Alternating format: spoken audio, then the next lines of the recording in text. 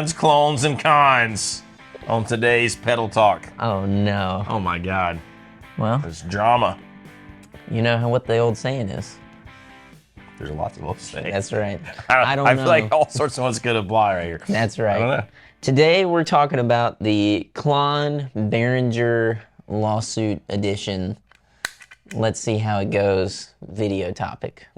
That's what we're running. We've already argued about this for 2 hours, so We have. We'll see what happens. We're in the heat of it now. If you ever wonder how do they decide what to talk about on videos, it's whatever we bring up and then sit around and argue about on the couch beforehand. That's what we talk about. Yes. I say argue, not really, because I think we all sort of agree, Oh, yeah. but we all see there's a lot of maybe more nuanced Yes. things to this discussion. Well, and I do enjoy with our little group that we have here, our little band of heathens, is that we will say the opposing opinion just for the sake of the conversation to say, well, what if? Because we're all assholes. We are. No, Exactly. we like to poke. It's not wrong. No, It's the truth. So basically, there's if you've lived under a rock or you've never seen a guitar or a pedal board, there's the Klon. Yes. The Klon Centaur. Mm-hmm. Mythic Overdrive, right? Yes. Professional Overdrive.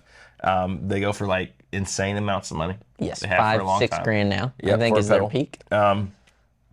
And for as long as I can remember playing guitar, there have been clones with a K, which are versions of the Klon, because you couldn't get a new Klon, and if you wanted a Klon, you had to spend crazy money. Crazy amounts of money. I can remember when they were only like $1,200 and thinking, God, that's so expensive.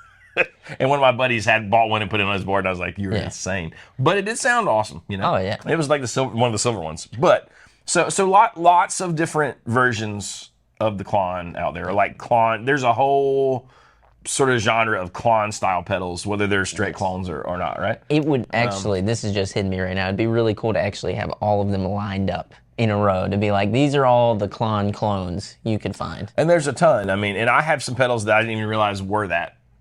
Yeah. Like, dang it. So I don't know. And I've had a love-hate relationship with them. I'm like, oh, I like Klons. Oh, I hate Klons. Oh, this pedal that I really love is actually a Klon. Dang it. You know what I mean? Like all that kind of stuff, right? And there's not another pedal that's, I don't think, that has taken on such an identity. You know, a singular pedal. Well, then I think you have companies who have built their identity on having a good version. Oh, yeah. I mean, like, you know, that Archer Icon, you know, like the Wobbler Tumnus. I'm not saying that they don't do other things, but those are things they're really well known for, right? Yes. Like, and there's a lot of companies like that, and there's a lot of them that sort of hint at, you know, the color or the horse or like a centaur-like creature with the Tumnus thing. Yes. You know what I mean? Well, and there's a bunch of clones coming out now that are getting obviously close to the source material. Now, we're going to get to the Behringer part of this, but I just want to reference Warm Audio's version. There are two differences of note, and Derek pointed these out. You do not have the Centaur with the sword. He has a bow. A Sagittarius, if you will. My dyslexic ass read Centaur, and I was like, it says Centaur. And then I looked back and said, it says Centavo. Whatever the hell that means. I should probably look that up. Just making up words. ADHD did not allow me to get that far. But I mean, you know, and I mean, even like JHS making the clone, which when this thing came out is when I think he kind of stopped, because he's like, okay, if he's gonna make, which this guy's name is Bill Finnegan. He's like, if Bill's gonna make it again, I'm gonna stop, which is cool. So I do think it's a different discussion, and I'm jumping ahead, but we'll get there when the thing doesn't exist anymore. Yes. But anyways, despite all that, obviously the creator of these things he's alive and well. All these clones that are out there, why sue Behringer now? Well, what has been publicized in the headlines that he has said, quoting these headlines as is, and also the articles that I've read, it's because that it is blatantly a look for look thing. So it looks exactly like it. It has down to the knob. You know, down to the knob. It looks like they didn't even change the logo. The little Centaur guy. Oh yeah, no, it's all the same. Yeah, I mean, it's rough. What I will say is, and this is a small difference if we're talking about aesthetics, is the enclosure is smaller. It is closer to this size, to where the original Klon is, you know, it is a beefed up enclosure for an overdrive pedal. Now, with all that being said, does it matter? Who cares? Do we care? Do they care? He obviously gives a damn pretty hard. He obviously, I mean, and I think it's more about the looks because I'm sure there are closer things to the actual Klon circuit than what Behringer is making. It'll help to know that this pedal is about $70 to $80 too. Yeah. So, with that being said, it is probably a low quality rendition of the Klon. Maybe he hates that it doesn't sound like a Klon. Maybe so. I mean, I don't know if it does or not. I haven't played one, but this takes me back to an article I was reading this morning about this, where, and I just want to pull it up so that I read it, as quoted by him. So, he was asked about doing new products and what that might be, and it's interesting that his answer kind of pertains in such a way to this. This is from 2014 in a Premier Guitar article. He said, "So my feeling is this: if any new product I come out with will be ripped off immediately after its release, and if unscrupulous people will again be making money off of my work, and if on top of that Klon's reputation and my own personal reputation will be at risk every time someone decides to put out his own version of one of my designs, then where is my incentive to release anything new at all?" What I want to take from that is the fact that he talks about that and how it can ruin the name of your brand by cheaper renditions coming out that people take for being what you make.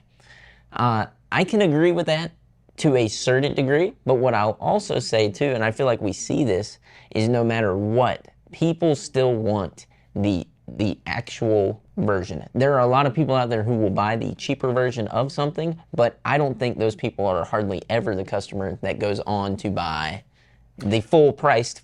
That's just part $5,000 thing. For better or for worse, that is the guitar market, right? You can see it with, there's how many Strat copies are there? For high end, low end. And like you said, some people only want it to say Fender, and they're going to buy that come hell or high water. And some people are going to be like, oh, this cheaper one is just as good. And that's what they're going to buy. And I don't think there's a ton of crossover most times. Unless it's somebody who is just, saving up and they ultimately always plan to get the authentic thing or whatever you want to call it. I think I can understand that quote. Mm-hmm. And I can empathize with it. I can too. And I think it is kind of crappy for him. Yes. I'm going to... First off, let me say I have a ton of respect for the guy. And I mean, and talk about an creation. Iconic pedal. Yes. Like, I don't know that there's anything more iconic, really. So don't hear this as me, like, kind of crapping on Bill Finnegan, but I could understand having that take and being angry about it at first. But then I think you got to either decide, hey, I'm going to do this and just use this as an excuse to never make anything new again. Or I'm going to capitalize on this like sort of star that I have and this legendary status. Because you know what? First off, you're assuming that everything you make is going to be this amazing and that people are going to want to copy it. Because maybe it's not going to be. Unless maybe he's got this drawer full of amazing designs that he's never unleashed on the world, which is possible. How do you know that they're amazing if they've never been released? Continue. Sorry, I just wanted to put that out there. Right. Like, so you can go that way and just kind of be bitter. Yep. Or you can say, you know what? I'm going to put these things out, and imitation is the biggest form of flattery. And I think you go the way of, I talked about this already, the King of Tone guy. The King of Tone, I love, and maybe it is because he was able to see how it went for, Yeah, I mean, hindsight is a nice thing, you know what I mean? To not be the first. Yes. Not be the pioneer. They have the King of Tone, which you can get on the pre-order list like everybody else is. And then they also went and worked with MXR to deliver the Duke of Tone, which gives you something You don't want to wait 3 years, 2 years, and you want to pay a lot less money? Here you go. And I think that's a great answer to some of these predicaments, is to find the compromise that makes the most sense. He might not have had that option, which I'm going to give him because he kind of started the model of this, how it was going to go. But so that was a cool way to say, hey, I'm going to still profit off of the people who are going to make this kind of lesser version. I'm still going to make a royalty instead of people just ripping off my brand. Yes. Whereas man, it would be frustrating to see these things you created go for thousands and thousands and thousands of dollars and know that you're kind of still doing it. Yes. That's the other thing, though, that gets me a little bit is it's hard to look back and see, like, when was he still doing it? Like, you know what I mean? Of course, if you stop making a thing and people love it, people are going to make copies or clones or whatever, so that, to me, that kind of muddies the water a little bit. I mean, the KTR is the same, but it's not the same to me. I hate to say it, it's just not, you know what I mean? Like, it's cool. Well, but that is where you are somebody, and I think there is an equal number, not equal number, but there is a group out there, people who will seek out the Klon, right? Yeah. And, you know, there's people like us who will seek out those things, even just to be able to play one, to see it in its just glory. cool. You know, it is cool. And it's kind of history of like this thing that we're all into, this dumb hobby or maybe career or whatever, but this dumb thing that we love that, you know, it is it's music, it's art. Absolutely, you know? So. Well, and if you're, I hate to think that this for the last at least 10 years, and I assume for longer, stopped somebody from putting out their wonderful, amazing creations into the world. You should do that. If you watch this video, Bill, I know I'm speaking very broadly about this right now, but Bill, it's like we're pals. Bill, Bill's like, come who on, are these brother. dumb, you know? But I sorry. think you should do that, and I think that would be the better route. Now, as for the Behringer situation and them taking the likeness of it, yeah, it does suck. That does suck. And it is a little too on the yes. The, what on I the will say about Behringer though is this is just a consistency for them. Like they've done it whenever we did a biphase video 5 years ago now. Yeah.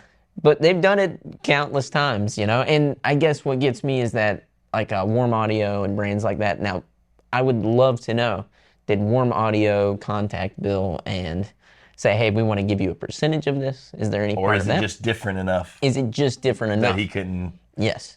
And what would be great, and we should probably do this, is line up, and I'm sure somebody's done it out there, but I just want to do it because why not? Line them all up and try to make them... Yeah, see what the deal is. Like, is the $5,000 one, we know somebody with the real Klon. We'll get that in. For sure. But you got the $5,000 one, you know, $10,000 one, KTR, and then all these clones. And I would like to play them all, set them all the same, and be like, is that it? There might be clones you like better because they do a different thing and they have stuff added to them. I know that I've bought Klon style pedals before, but then I wanted to like switch to the different clipping diodes and stuff, right? Because that makes it a little more functional to me.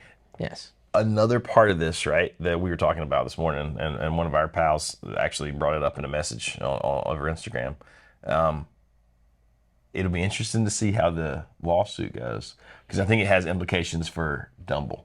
Like we've done a video about Dumble and how they're trying to keep that trademark and they're trying to like make enough of them. Yeah. It's really similar, right? Like Klon, you know, it's not like they're making like you can't just go. I guess you can get a KTR, sort of, maybe new right now. Seems like it. So. I don't know, but it's odd because there's not really a Klon Centaur being produced, but they're trying to protect the trademark. Yes. And they're suing, and it's kind of the same thing going on with Dumble.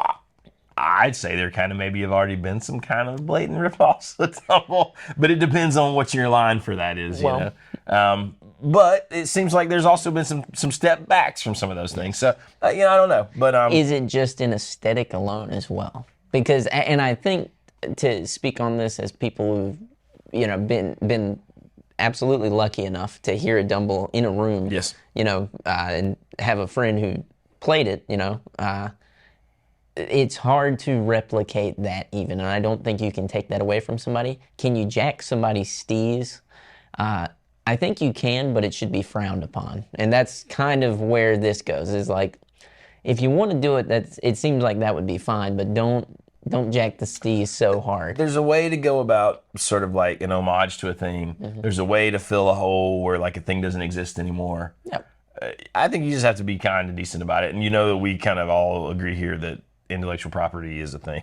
Yeah, absolutely. And so you shouldn't just steal people's designs and just blatantly. So, you know, I wish it was all crazy black and white.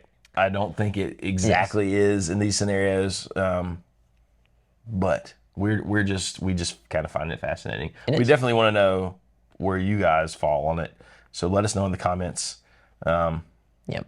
Hopefully you don't hear us take it, you know what I mean? Like, this is wrong and this is right, because we're still trying to sort it out. Yeah. You know. I think I can say for both of us, we mean no shade or slighting to anybody. It's just more so an interesting conversation to have, and I think we should have these conversations when these things happen. Because, for sure, you know, we got to turn back a lot of time if we're going to cut out a lot of clones or cloning of things. Which I think there is a space for cloning, but I do think there is a space for intellectual property to be respected as well. So, well, you know, it's kind of cool to take the thing and then keep building on it, derivative things, right? But just straight up copying. Probably less so. So anyways, let us know what you think.